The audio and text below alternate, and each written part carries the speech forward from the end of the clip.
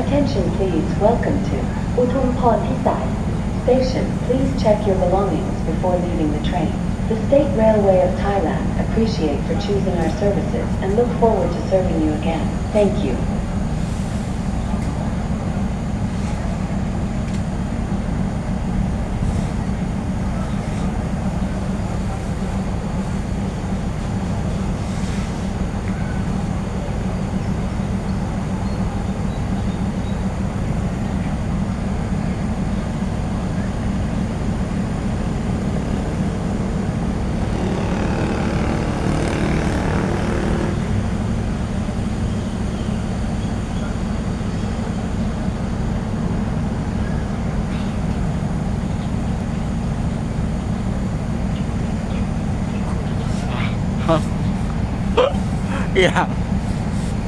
อย่างเลย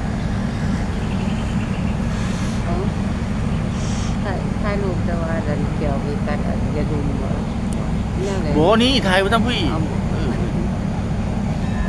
นั่นบอกเลยขณะนี้ทางสถานีได้พยายามปล่อยขบวนรถด่วนในตารางเที่ยวเป็นขบวนที่71นะครับจากเที่ยวจากตารางที่1ออกจากสถานีอุมพรพิสัยไปแล้วรับส่งผู้โดยสาร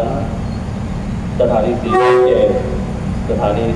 กันทรารมปลายทางอุบลราชธานีเป็นสถานีต่อไปตามลำดับครับบายบายลูกพ่อบายบาย